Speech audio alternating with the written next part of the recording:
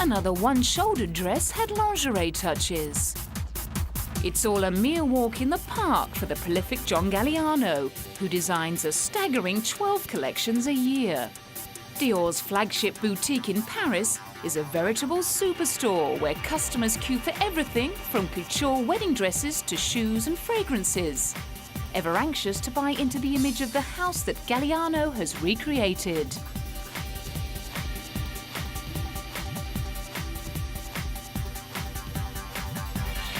So we're here after the Dior show this evening. What did you think? I thought it was amazing.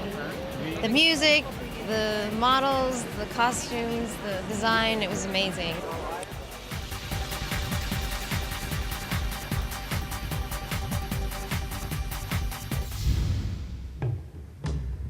Nestled amid the sand dunes of the United Arab Emirates lies one of the world's most luxurious resorts.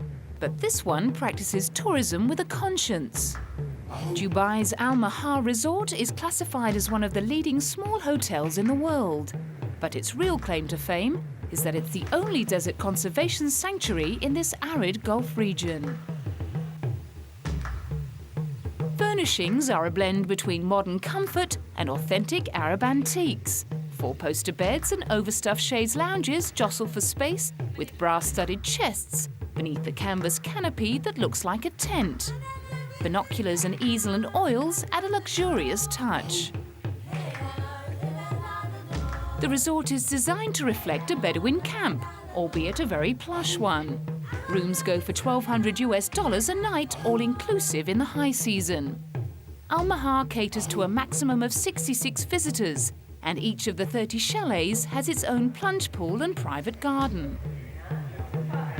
Although the vast and barren desert might conjure images of hardship, life is very comfortable at Al Mahar, a $16.34 million project owned by Gulf heavyweight Emirates Group.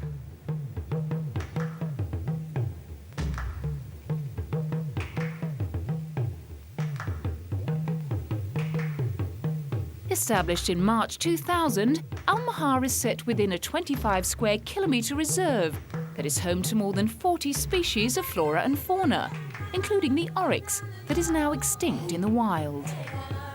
The reserve has introduced some species that were destroyed by the camels that were farmed here. Probably the first and foremost is that it uses every single conceivable environmentally friendly system that you can find, from 100% water recycling through to solar energy wherever we can use it, right through to the fact that all the chemicals, detergents, even the guest amenities are 100% biodegradable. We run the systems like that. We are trying to limit our impact on the habitat, and this is really a model for anyone on design and design technique. What also makes it special is the first one that's ever been done in the desert. And from both the guest point of view and from the business point of view, the one thing that makes it special is that the guest visiting here supports our business, and their contribution goes into conservation. Other species that have been reintroduced include the Acacia nilotica, or scented thorn bush, and the so-called firebush that has natural built-in pyrotechnics. The oryx, which was released in the desert in 1999, breeds in the reserve, and their numbers have increased so much that Al Mahar has established feeding stations for them. Now, foxes' holes and rodent homes riddle the sands, while different species of gazelles laze amid the dunes under the winter sun. Two of the species that roam free in Al Mahar include the shy sandy brown Dorcas gazelle and the skittish Reen gazelle. Al Mahar, named after the rare Arabian oryx it protects, is a 45-minute drive into the desert outskirts of cosmopolitan Dubai, the bustling trade and tourism hub of the oil-rich United Arab Emirates. A low-voltage fence surrounds the reserve to prevent camels, animals that are not indigenous to this area, from straying in and the protected species from wandering out, ensuring that Al Mahar's guests can enjoy a natural habitat while lolling in their own luxurious environment. And while indulging themselves in five-star luxury and the beauty of nature, guests at Al Mahar Resort can relax in the knowledge that they are also nurturing the environment. Coming up next, the world's biggest yacht. The Vosper Thornycroft Yard in Southampton is famous for building naval ships. Now, alongside the frigates and minesweepers, a giant sailing yacht has gradually taken shape. Construction of the world's largest motor yacht is rumoured to have cost a whopping £33 million. Not least because she's made from a revolutionary new composite material that is lighter but as strong as steel. It gives a lighter structure for an equivalent strength. It gives a built-in acoustical and thermal advantage because you're creating a sandwich of materials rather than a thin skin like alloy or steel is. The last word in luxury sailing is called the Mirabella 5, and it's the brainchild of British designer Ron Holland, weighing in at 765 tons. Under sail, it will be the biggest and most powerful yachting machine ever designed, although probably not for long, as rival designers say there's no technical limitation to the size that pleasure yachts could reach. This drawing of the dream boat gives some idea of the Mirabella 5's dimensions.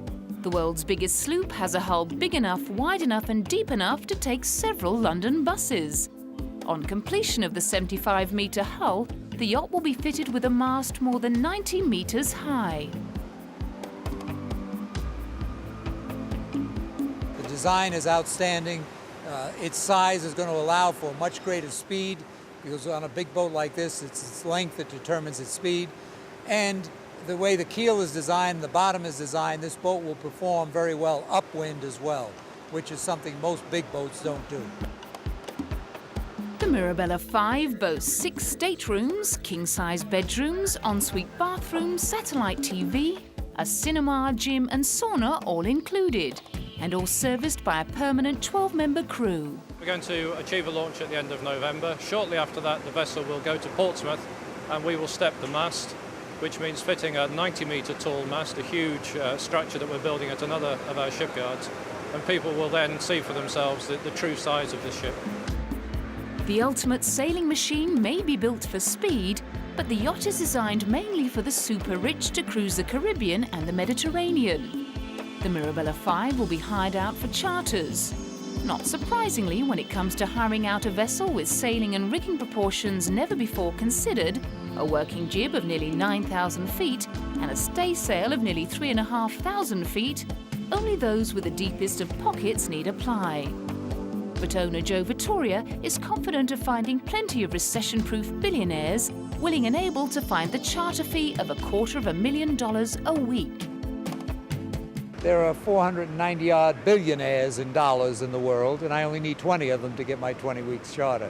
Many of them will even charter it for more than 1 week. But forget the billionaires, there are a lot of people out there that have the kind of money that's necessary to have a holiday that's going to cost maybe $500,000 by the time it's over.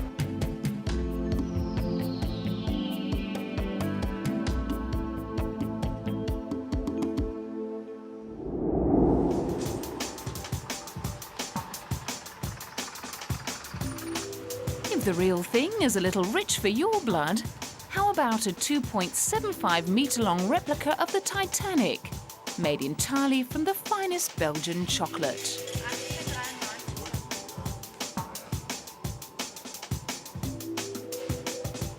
More than 90 years after the luxury liner sank, it resurfaced in Germany.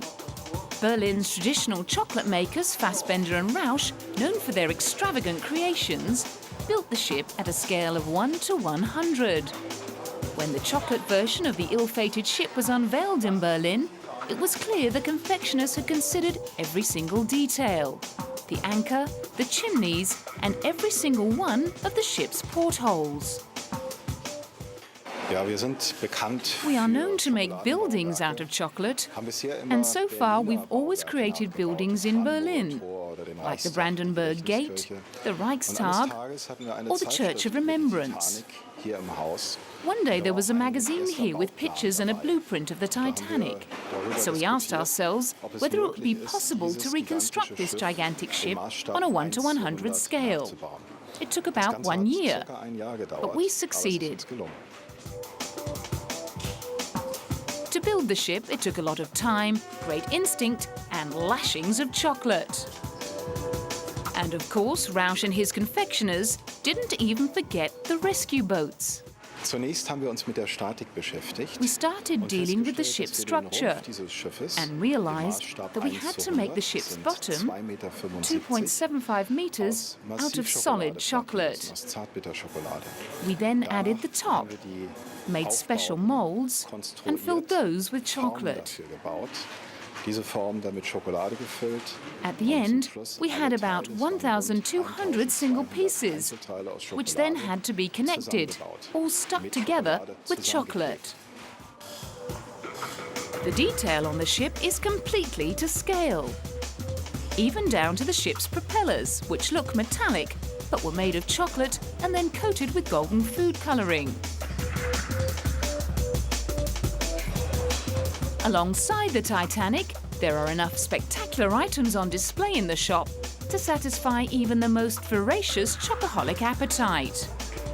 Most of them are famous symbols of the German capital, Berlin, such as the Reichstag and a 1.5-meter tall chocolate replica of the Brandenburg Gate. And whether it's chocolate or couture that turns you on, I hope we've satisfied your desire. At least until next time, when we'll be pampering you on the poop deck of the Queen Mary II and catching up with the legendary Armani. Before a luxury stopover at Rodeo Drive and ending up at London's most decadent hotel.